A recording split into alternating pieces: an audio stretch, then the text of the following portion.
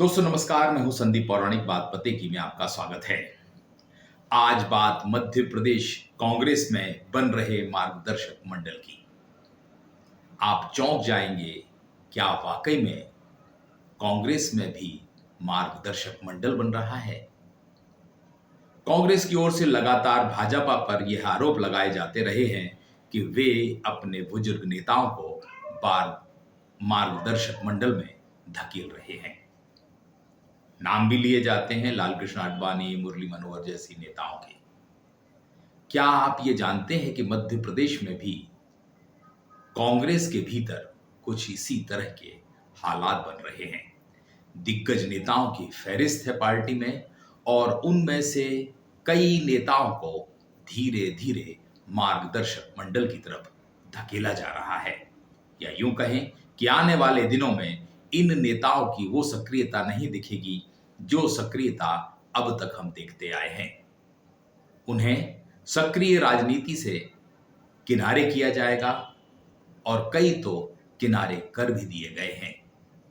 चुनावी राजनीति से उनकी दूरियां बढ़ेंगी और वे सिर्फ कांग्रेस के वरिष्ठ नेता के तौर पर ही पहचाने जाएंगे।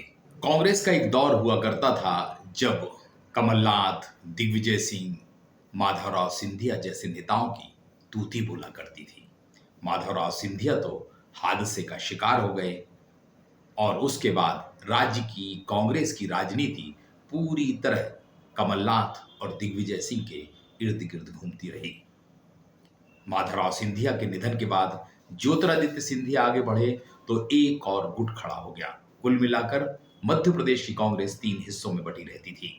2018 के विधानसभा चुनाव में कांग्रेस ने जीत दर्ज की तो उसके बाद सत्ता के भीतर ऐसा संघर्ष शुरू हुआ कि ज्योतिरादित्य सिंधिया को कांग्रेस छोड़ना पड़ी।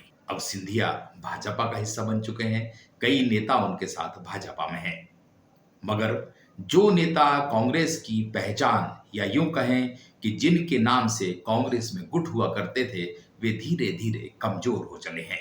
शुरुआत करते हैं हम मध्य प्रदेश के पूर्व मुख्यमंत्री कमलनाथ से।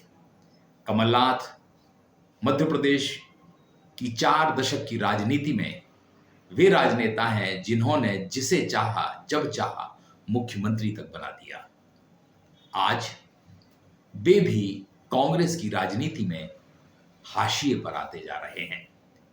छिंदवाड़ा से 9 बार लोकसभा का चुनाव जीते, दूसरी बार विधायक हैं, लेकिन उनका प्रभाव या यूं कहें कि पार्टी पर से पकड़ धीमी होती जा रही है और उनकी भूमिका एक बुजुर्ग और वरिष्ठ नेता की है।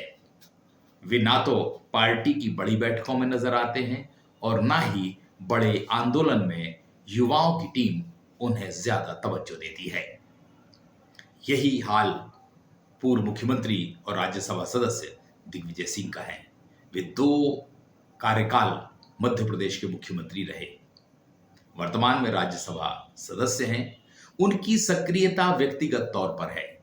वे दौरा राज्य का करते हैं, अलग अलग हिस्सों में जाते हैं, मगर पार्टी उन्हें वो अहमियत नहीं दे रही है जिसकी वे अपेक्षा करते हैं, जिसके वे हकदार हैं। तो कुल मिलाकर के हम देखें तो कमलनाथ और उसके साथ दिग्विजय सिंह की स्थिति भी मार्गदर्शक मंडल के सदस्य जैसी होने की कगार पर है।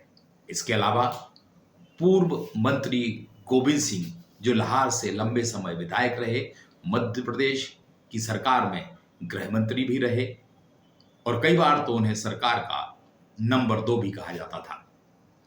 आज उनकी भूमिका पार्टी में बहुत ज्यादा नहीं है।